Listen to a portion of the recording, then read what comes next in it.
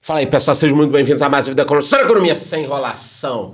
Vídeo importantíssimo de hoje. Solta aí papel, caneta, celular, sai do Instagram, do TikTok. Preste atenção, porque tem muita gente vendendo susto, aproveitando que o Brasil tá meio mal, Estados Unidos, Europa, e de repente pode ser que eu esteja trazendo boas notícias. Então, fique até o final.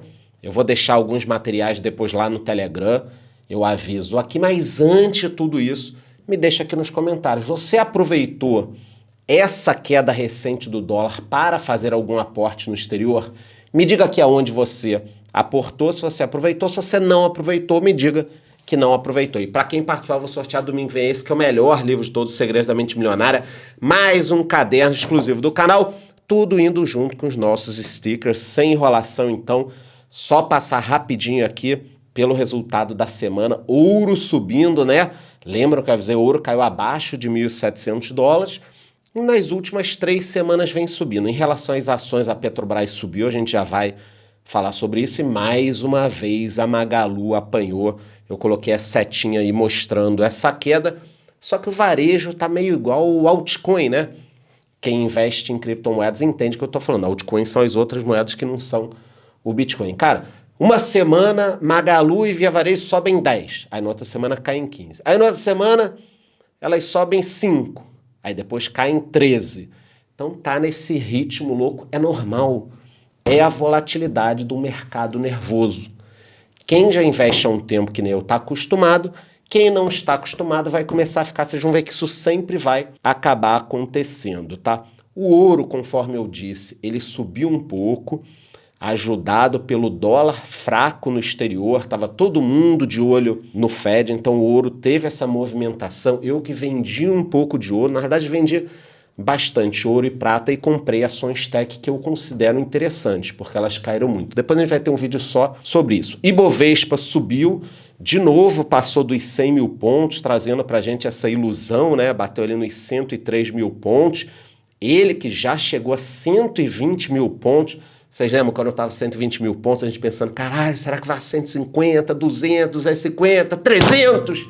Porra nenhuma, né? Voltou para 90 e pouco e todo mundo achando que ele ia para 80. Quanto mais tempo vocês tiverem de mercado, mais tranquilos vocês ficarão. Então, em relação ao Ibovespa, é isso. Dólar caiu na semana, um fator importante, pode ajudar aqui em relação à inflação. A gente vai falar um pouquinho mais sobre isso. E falando sobre inflação, tem que falar da Argentina, eles que subiram os juros em 8 pontos para 60%. A ministra está saindo, entrando uma nova equipe econômica, precisam dar uma guinada para o mercado, porque eles estão próximos da hiperinflação. O que é hiperinflação? A gente já vivenciou isso aqui no Brasil.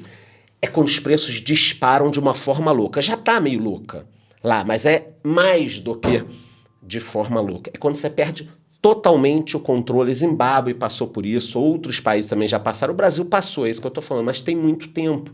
Ninguém aqui vai lembrar. Você teria que ter aí 50 anos, porque eu tenho 45, peguei o final disso, tá? Então, a Argentina está à beira do precipício.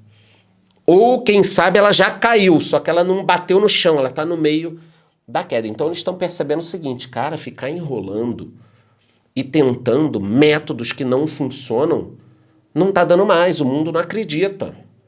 Lembram quando eu fiz vídeo aqui falando do tabelamento de preços? Quando eles lançaram a medida, eu já falei, ó, não vai dar certo. Aí teve gente nos comentários, quem é você para falar que não vai dar certo? Como é que você tá falando que vai dar certo? Porra, Bolsonaro, não sei o quê.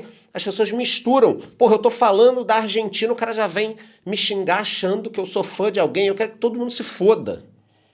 Mas eu tenho que falar de economia. Então, ou a Argentina começa a rezar na cartilha econômica, não é do FMI, de esquerda, direita, nada disso. É respeitar a economia. Existem leis que você não pode mudar. Tabelou o preço da merda. Os produtos somem da prateleira. Isso funciona em qualquer lugar. Não tem como você mudar isso, tá? Então, a Argentina, ela tá numa situação muito crítica, pessoal. É muito pior do que a mídia vem colocando aqui. Também tem outra questão que muita gente me cobra, que eu tenho que falar mais, da varíola dos macacos e tal. Realmente, Nova York está de olho. Na Espanha nós vemos uma segunda morte. Eu acho que se fosse há um tempo atrás a gente iria ignorar. Não, isso aí não é nada, tal. Só que depois da pandemia que a gente viveu, não dá para brincar. Não dá para brincar. Então eu tô de olho. Podem ficar tranquilos, tipo, você não tá falando, tá... Eu não estar falando não significa que eu não esteja de olho. Então eu estou muito de olho. Tanto que eu publiquei no meu Twitter, me siga lá, quando a Espanha teve a segunda morte, quando Nova York declarou que está de olho também. Então podem ficar tranquilos. E o que pegou na semana foi a história dos Estados Unidos entrarem em recessão. Eu que já expliquei aqui o que é uma recessão. Então o PIB caiu de novo. É uma recessão técnica, são 2 trimestres de queda. Isso já aconteceu, porque o PIB agora encolheu 0,9, aí foi o segundo trimestre. O desemprego está subindo um pouco, né, os pedidos de auxílio, mas o emprego ainda continua forte. O Fed, que é como se fosse o Copom deles, né, o Banco Central, elevou a taxa de juros durante a semana em 0,75 para 2,25 a 2,5. A bolsa, que vinha caindo, até subiu um pouco. A gente pode ver aqui no geral de um mês que a bolsa subiu. Então, o que acontece é o seguinte, já era esperado. Saiu o PIB, mesmo que muita gente falou, não era esperado essa queda. Não, já era esperado. Então, vamos lá. Saiu o PIB, segundo trimestre. Qual o lado bom disso? Que eu falei, não vou ficar aqui vendendo susto que nem muita gente. O lado bom é que nós já estamos no meio da crise econômica. Não é da crise sanitária que a gente passou, nem da guerra. A crise econômica. Quanto tempo ela vai durar, eu não sei. Mas na minha cabeça, que já passei por várias crises, a pior coisa é quando a economia está parada ou subindo um pouquinho e todo mundo fica assim, vai vir uma crise, vai vir uma crise, olha ali uma crise, olha ali uma crise. Você conhece aqueles caras? Tem muita gente até que tem canal que eu gosto, não vou aqui ficar citando o nome, mas os caras já acertaram 50 das 2 últimas crises. Vocês entenderam? Tipo, toda semana, vai ter crise, vai ter crise. A crise chegou. Pronto. Chegou, é isso aí, a gente está no meio. Eu não sei se ela vai durar pouco ou se ela vai durar muito, mas nós já estamos no meio. Ou, quem sabe, se Deus quiser, a gente já chegou até no fundo. Pode ser. Será que aqui no Brasil bateu no fundo a bolsa? 90 e pouco, agora vai começar a subir? Pode ser. Então, a boa notícia é que nós estamos em algum local da crise já. E daqui a pouco ela vai acabar. É como se fosse um furacão. Antes a gente ficava vendo ele passando ali. Agora ele veio. Eu não sei se a gente está no olho do furacão, se está no início, se está no final. Vocês entendem a importância disso, cara? Não só para os nossos investimentos, quanto para a nossa vida. É péssimo viver com... Vai vir crise, inflação, Banco Central emitindo dinheiro e os caralho. Agora estamos na crise. Pronto, está decretado aqui. Estados Unidos, a maior economia do mundo, a locomotiva, junto com a China. Os Estados Unidos entrou em recessão. Em algum momento ele vai sair, tá? Isso não vai durar para sempre. Se não vier um meteoro destruir a Terra, uma guerra nuclear, os Estados Unidos irão sair dessa recessão. O Biden é péssimo, tá? Mas daqui a pouco tem eleições e tudo mais. Os outros países também têm projeções de crescimento. O próprio Estados Unidos pode crescer. Aí o Brasil vai crescer. A Rússia, obviamente, está aqui com queda por causa de toda essa história da guerra. Mesmo assim, eles estão se virando. A Arábia Saudita crescer pra caralho, né? Pô, você tropeça na rua ali, já fura um poço de petróleo. Provavelmente teremos uma desaceleração do mundo depois, ali em 2023, porque 2020, pica, o início do Covid. 2021, muitos países cresceram, já vou mostrar aqui o Brasil. 22, a gente está ali tropeçando, está no meio da crise. 23 pode ser um pouco menor. A minha expectativa é que se não tiver nenhuma nova confusão, tipo Irã ou China e Taiwan, se não tivermos uma nova confusão, provavelmente o mundo em 2024, 2025, volte a crescer. Euforia, farra, todo mundo fazendo merda, vamos comprar NFT de macaco, de leão, É isso que a gente vai fazer, porque o ser humano é assim. Então, eu já estou animado que isso em algum momento vai mudar, tá? Em relação à Europa, eu não quero ser repetitivo, eu acho uma vergonha o que está acontecendo. A França está se preparando para o inverno com escassez de gás e corte de energia, e cidades na Alemanha começam a desligar as luzes para economizar energia. Então, olha como nós temos um complexo de vira-lata. Se no Brasil tivesse tendo um apagão, faltando energia e tal, ia estar na mídia internacional, ia estar todo mundo falando mal do presidente, fosse o Lula, fosse o Bolsonaro, fosse o Ciro Gomes, fosse a Xuxa, ia estar todo mundo falando mal do Brasil e tal. Cara, é França e Alemanha, meu irmão. Os caras não têm energia. Se fizer frio esse ano, ferrou. Mesmo não gostando da gestão desses países, eu torço para que seja um inverno quente, como está sendo o nosso, péssimo, porra, um calor do caramba. Vou até falar uma coisa, eu comprei uma lareira, né? Eu estou me mudando para São Paulo, eu comprei uma lareira para varanda, cara. Não liguei ainda. Agora, França e Alemanha com apagões e faltando gás. Se isto fosse no Brasil, seria uma vergonha. E falando em Brasil, por aqui, graças a Deus, o país criou muitos empregos, a taxa caiu para um dígito, isso é importantíssimo, é a menor taxa de desemprego em 6 anos. Os bancos aproveitaram essa semana para elevar a previsão de alta do PIB para 2,5%.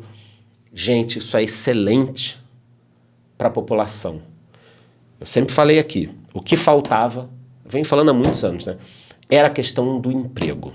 Você pode fazer o que quiser, dar auxílio, tentar fazer um plano disso, aquilo, uma obrinha, ferrovia, mas o emprego é que muda a economia. Porque você cria empregos, ou o governo deixa o povo trabalhar, as pessoas começam a receber mais dinheiro, o dinheiro gira na economia.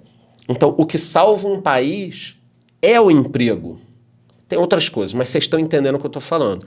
O que vai tirar o Brasil desse atoleiro aí, que a gente está desde 2015 praticamente, é o emprego. Então essa queda do desemprego ela é muito boa. Porra, Charles, mas a renda não está subindo tanto. Irmão, porra, cara, não tem milagre. Você prefere o quê, então? O desemprego com uma renda mais alta? Eu prefiro todo mundo trabalhando. E aí depois a renda pode subir. Com esse desemprego alto, não tem como ter um aumento de renda, meu filho, porque a massa disponível de trabalho é muito grande, então as pessoas não vão pagar muito, diferentemente do que acontece nos Estados Unidos. Quando o Trump estava lá, esquece o Trump, estou falando do momento, tá? Mas quando ele estava lá, um pouco antes do Covid, a economia americana estava com o menor desemprego em 50 anos. O que aconteceu? Inflação de salários. Por quê? Porque não tinha gente para trabalhar. Aí não tem gente para trabalhar, o que você faz? Você rouba o funcionário do outro. Então o Starbucks roubava o funcionário do McDonald's. Como? Pagando mais. Então, para encerrar esse tema, quanto menor o desemprego, maior a chance de aumentar a renda das pessoas. Porque você vai ter que roubar o funcionário de alguém. Você que trabalha em algum lugar vai começar a olhar as ofertas de emprego subindo. Vocês estão me entendendo que eu sei que a galera aqui é inteligente. Ainda falando sobre o PIB, o grande problema brasileiro foi aqui, ó, 2015 e 2016, onde a economia brasileira caiu praticamente o que caiu durante o Covid. Então nós vemos 2 anos de Covid antes de ter o Covid. Também é preciso falar sobre a Petrobras, que pagou um dividendo brutal. Eu que não tenho Petrobras, já expliquei e vou explicar de novo depois lá no meu Instagram, o link está nos comentários. Ela teve um lucro de 54,33 bilhões no segundo trimestre, bem acima do esperado também, o que a gente está pagando de gasolina, né? Mas já começou a reduzir o preço da gasolina, o que é ótimo. É ótimo para quem? Para todo mundo. Olha que coisa boa, dólar caiu e os combustíveis estão caindo. Isso vai ser muito bom porque traz a inflação para baixo. Quem sabe a gente já não vai ter aí um IPCAzinho negativo. Enquanto vários países estão começando a enfrentar a inflação. O que vai acontecer na Europa, gente? Se esse inverno vier frio, todo mundo ligar o aquecimento Para muita gente não vai ter gás e para outras pessoas o preço vai disparar. Então, o Brasil está numa situação um pouco melhor do que o resto do mundo, até porque a gente tem alimento pra cacete, tá? Que muitos países não têm. Então, isso ajuda demais. As outras empresas tiveram resultados variados, muita gente com queda no lucro, eu vou falar sobre isso. Então, por exemplo, a Telefônica teve uma queda de 45% no lucro. Neoenergia, o lucro subiu. Klabin teve uma alta também no lucro, Santander uma queda pequena no lucro, Transmissão Paulista uma baita queda, Vale decepcionou algumas pessoas. Então, esses resultados no Brasil foram diversos. Tem muitos resultados que a gente está esperando. Me siga no Instagram, o link está aqui, porque assim que começarem a sair os resultados importantes eu vou falar muito, então por favor, se inscreva no canal, botãozinho vermelho aqui, e me siga no Instagram. Falando sobre exterior, o Bitcoin vem subindo aí no último mês também. Vocês perceberam, né? Ações dos Estados Unidos, por aqui. O Bitcoin subiu também, não sei na hora que você está vendo esse vídeo. O crescimento da receita no segundo trimestre variou muito de empresa para empresa. Lá fora, a Amazon, por exemplo, Facebook, não tiveram um resultado tão bom em termos de crescimento de receita, apesar de que o mercado gostou demais do resultado da Amazon, do Facebook, todo mundo odiou, as ações seguirão caindo. Em relação a Apple, Netflix, Tesla, cada uma teve um resultado diferente, e aí também as ações repercutiram de forma diferente. Provavelmente eu vou gravar um vídeo só sobre isso. No mercado papai com mamãe, que é o que eu chamo, empresas mais tradicionais, vocês me cobram muito, McDonald's e Coca-Cola tiveram um lucro menor. Mas esse menor é o seguinte, McDonald's 1,18 bilhão e o lucro da Coca-Cola 1,9, tá? O que eu quero falar com isso? Nós estamos no meio de uma recessão nos Estados Unidos e os caras não estão tendo prejuízo. Eles estão tendo um lucro menor. Isso faz total diferença. A 3M teve queda no lucro também, mas mesmo assim teve lucro. Algumas outras empresas de certos segmentos cresceram muito, a Exxon, Chevron, Shell, obviamente, é igual a Petrobras aqui, trabalham com petróleo, subiu muito. GE também teve um bom resultado, Spotify teve um bom resultado, mas eu quero voltar aqui na questão da 3M, Coca-Cola e McDonald's. Esse é o ponto do vídeo de hoje, que é super importante aqui, que é o que eu disse de boas notícias, porque nós estamos no meio dessa crise. Deem uma olhada aqui nesse gráfico, que pega desde 1995, quando muita gente ainda estava nascendo, e mostra Coca-Cola, McDonald's e 3M. Olhando no ponto dessa seta aqui, que parece que está lá embaixo, lá atrás, né? Isso aqui foi a crise do final dos anos 90 e início dos anos 2000. O que aconteceu nesse momento, tá? Final dos anos 90, eu já estava trabalhando no mercado financeiro, nós tivemos algumas crises. Crise dos tigres asiáticos, México, Rússia, Brasil. Cara, a economia ficou um pandemônio. Não parava. Era, quando estava saindo uma crise, vinha outra crise. Saindo, vinha outra. E depois nós tivemos o estouro da bolha da Nasdaq. Quando parecia que estava tudo bem, veio o 11 de setembro de 2001. Então, a gente está falando aí de, sei lá, uns 5 anos, onde você tirava a cabeça d'água, aí você dava uma respirada, te afogavam de novo. Você tirava a cabeça, dava uma afogada. Pô, um período longo. Olhando o gráfico desse período, olha só, cara. A Coca-Cola caiu 54% e o McDonald's, pasmem, caiu 70%. Isso aqui, o valor das ações, tá? Então, o que eu quero falar com isso? Durante as crises, você olha o gráfico ali, tudo subindo, né? Mas durante as crises, várias empresas têm quedas muito grandes. E nessa hora é muito importante que a gente entenda, essa empresa tem perpetuidade, vai mesmo durar, tem um bom produto, tem um bom serviço, como é que é o nicho dela? Porque é durante uma crise que se fazem os melhores negócios. Eu não estou comemorando que a gente está numa crise não, hein?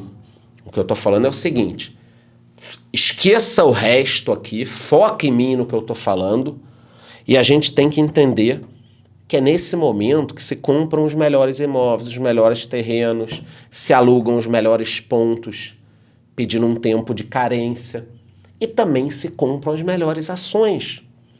Durante essa queda da Coca-Cola, vocês sabem quem aproveitou muito? Até vou abrir aqui uma coquinha, eu já falei isso lá no meu... Esse é o som do capitalismo, né? Eu já falei lá no meu Instagram que o que mata a sede é coca, né? Não é água. Que se eu estivesse no deserto, aparecesse um gênio lá da lâmpada, eu estivesse morrendo de sede, ele perguntasse se eu quero uma água. Uma coca, óbvio que eu ia querer uma coquinha. Mas vocês sabem quem aproveitou muito esse período de queda? Esse senhor aqui. Olha só, eu vou até colocar o link de uma matéria. Por que Buffett investiu pesadamente na Coca-Cola no final dos anos 90? E ele ainda tem uma posição grande. Olha só, quase 25 bilhões, representando 6,82% do portfólio. Não se preocupem em pegar essa tabela aqui, eu sei que passou rápido. Eu vou colocar o link do meu Telegram no exterior e eu jogo esse material atualizado da posição do Buffett, tá? Mas vocês estão entendendo? Baita empresa, naquela época ela brigava com a Pepsi, tentou criar coisa nova, deu errado. O Buffett foi lá, velhinho, já devia ser velho, né? Igualzinho, no final dos anos 80. Encheu o carrinho com ações da Coca-Cola que tem até hoje. As ações da Coca não caíram tanto agora, mas outras ações caíram. Eu já estou pesquisando isso para vocês. Então, eu vou ser chato, tá? Eu sou chato, aliás, no meu dia a dia. Toda crise é uma oportunidade, tá? Então, o que você vai fazer, né? E agora, como é que a gente traz isso para a prática? Vamos lá. Em renda fixa, praticamente todos os títulos estão pagando bem, só que eu não recomendo, aliás, não recomendo nada para ninguém, mas eu não recomendo que você fique só na renda fixa. Em renda variável, tá? Nós temos escalas de risco diferentes. Então, pô, você quer investir em ações, pô, consumo e tecnologia estão sofrendo muito, são empresas endividadas, mas tem boas possibilidades. Commodities, setor de energia, um pouquinho mais brando, você talvez não perca tanto. E onde é que você pode investir com um pouco mais de tranquilidade? Ações pagadoras de dividendos, boas ações, como bancos, por exemplo, e bons fundos imobiliários.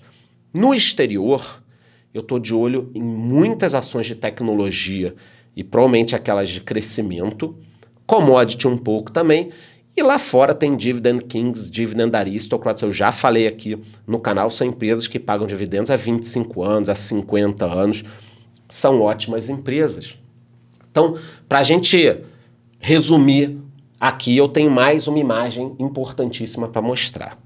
O mundo está numa recessão, ponto. Você não pode fazer nada, tá? Você não... O que você vai fazer aí da sua casa? O que eu vou fazer? Vou chegar lá nos Estados Unidos e falar para o cara baixar o juro? Não vai, eles vão subir mais ainda o juro.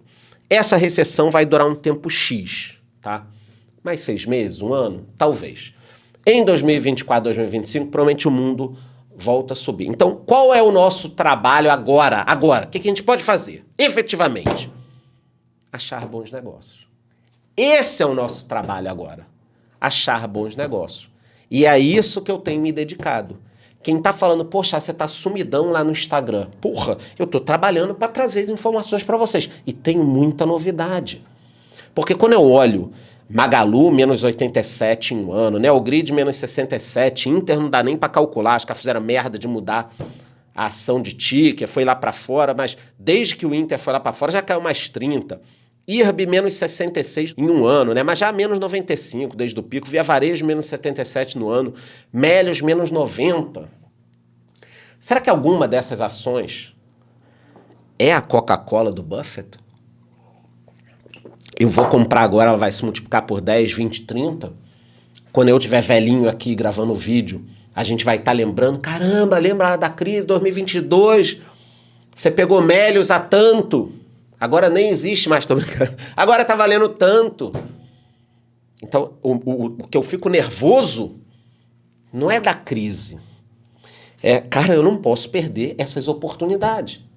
E nem deixar de trazer isso para vocês. Então, estamos em recessão nos Estados Unidos e no mundo, tá?